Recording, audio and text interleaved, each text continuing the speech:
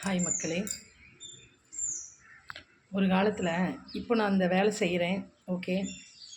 அப்போ வந்து எனக்கு என் பிள்ளைய என் புருஷன் தான் உலகம் அப்படின்னு சொல்லி நினச்சேன். அப்போல்லாம் நான் வேலைக்கு போவேன். எனக்கு வீட்டுக்கு செலவுக்கு இருந்தால் போதும் அப்படிங்கிற மாதிரி தான் வேலைக்கு போவேன். ஏன்னா பணத்தோட முக்கியத்துவம் எனக்கு தெரியாது. ஆனால் ஒரு கட்டத்தில் எனக்கு தெரிய ஆரம்பித்தப்போ எனக்கு ரொம்ப க்ளோஸ் ஃப்ரெண்டு. இப்போ அவங்க என்னை க்ளோஸ் பண்ணிட்டாங்க. ரொம்ப க்ளோஸ் ஃப்ரெண்டு. திறமைங்கிற தீபத்தை நான் கையில் வச்சுருந்தேன். அவங்க வந்து அவங்கக்கிட்ட அவங்க நினச்சா எனக்கு இன்றைக்கி ஒரு வேலை கொடுத்துருக்கலாம். அவங்கக்கிட்ட வந்து அதுக்கான தீக்குச்சி இருந்துச்சு. நான் கையில் தீப்பந்தத்தோடு அலைஞ்சேன்.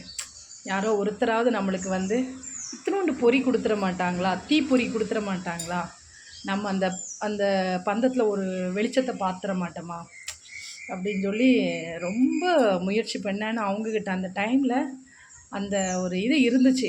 அவங்க நினச்சிருந்தா ஒரே ஒரு இவங்களுக்கு நீங்கள் இந்த ஹெல்ப் பண்ணுங்கள், இவங்க வந்து வேறு லெவலில் வருவாங்கங்கிற ஒரு வார்த்தை மட்டும்தான் அவங்களோடது தேவைப்பட்டுச்சு. அந்த இடத்துல அவங்க வந்து சொந்த செலவில் எதுவுமே பண்ண வேண்டியதில்லை. ஒரே ஒரு வார்த்தை, அவங்கக்கிட்ட இடம் இருக்குது, நீங்கள் வந்து மிஷின் போடுறதுக்கு ஹெல்ப் பண்ணுங்கள் அப்படிங்கிறது மட்டும் சொன்னேன். அந்த டைமில் என்கிட்ட பணம் கூட நான் ரெடி பண்ணியிருப்பேன். 40,000 தான் அந்த டைமில் வந்து தேவைப்பட்டுச்சு.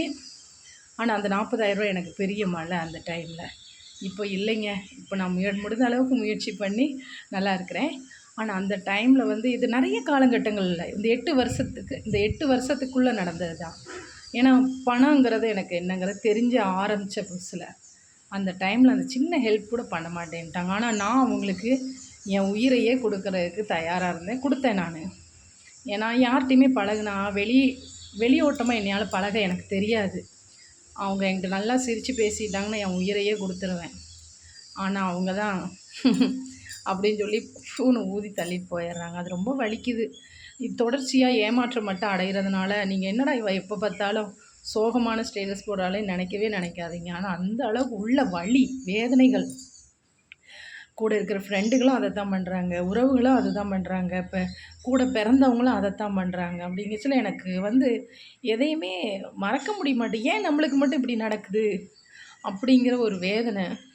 வேறு ஒன்றும் இல்லை. அன்றைக்கி அவங்க அதை கொடுத்துருந்தாங்கன்னா சத்தியமாக இன்றைக்கி நான் வேறு லெவலில் இருந்திருப்பேன். ஒவ்வொரு நேரம் எனக்கு நினைப்பேன் நான் என்னையால் முடிஞ்சதை எல்லாத்துக்குமே ஹெல்ப் பண்ணுறேன். இவ்வளோ செருப்படி வாங்குகிறேன், இத்தனை அசிங்கப்படுறேன், இத்தனை அவமானப்படுறேன். ஆனாலும் அந்த இதிலேருந்து மாற முடியல என்னால்.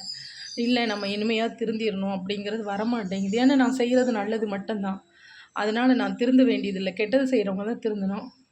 ஆனால் நல்லது மட்டும்தான் செய்கிறேன். ஆனாலும் என்னத்தை சொல்கிறது, எதுக்கு சொல்கிறேன்னா, எல்லோரும் முடிஞ்ச அளவுக்கு யாரோ ஒருத்தருக்கு ஒரு சின்ன ஹெல்ப் பண்ணலாம் இல்லையா? அதெல்லாம் பெரிய விஷயம். அந்த டைமில் வந்து நான் என்ன சொல்கிறேன், கஷ்டத்தில் இருக்கிறவங்களுக்கு உதவுங்க. அது வந்து உங்களை வந்து நீங்கள் வந்து அவங்களுக்கு சாமியாக மாறிடுவீங்க. அவங்க உயிர் உள்ளவரை உங்களை மறக்கவே மாட்டாங்க. ஏன்னா அவங்க எவ்வளோ ஒரு பெரும்பாலும் நான்லாம் யார்கிட்டையுமே உதவின்னு நான் போகவே மாட்டேன். நான் போனதே கிடையாது இது நாள் வேறு. அப்படி இருந்து ஒருத்தர்கிட்ட நம்ம போய் உதவின்னு நிற்கிறோம்னா எந்த சூழலில் இருந்தால் நம்ம அந்த உதவின்னு கேட்போம். அவங்களுக்குமே தெரியும் நான் பண்ணுற கேரக்டரு நான் ஏற்றுக்க மாட்டேன். எனக்கு ₹1 கொடுத்தாலும் அவங்க எதுக்கு கொடுக்குறாங்க அப்படின்ட்டு கொஞ்சம் யோசனை பண்ணுவேன். ஏன்னா அந்த ₹1 கடன் என் தலையில் வந்து கடனாக மாறிடும். அந்த கடனை இறக்கி வைக்கணும் இல்லையா திரும்ப. அதனால் எனக்கு வந்து நான் அது கொஞ்சம் யோசனை பண்ணுவேன். அப்படி இருந்த நான் உதவி கேட்டுக்கூட எனக்கு பண்ணலை. இன்றைக்கி ஆனால் என்கிட்ட உதவி எதிர்பார்க்குறாங்க. போக மாட்டேன். உதவினா காசு பணம் எதிர்பார்க்கல, என்னையவே எதிர்பார்க்குறாங்க. நான் போக மாட்டேன்.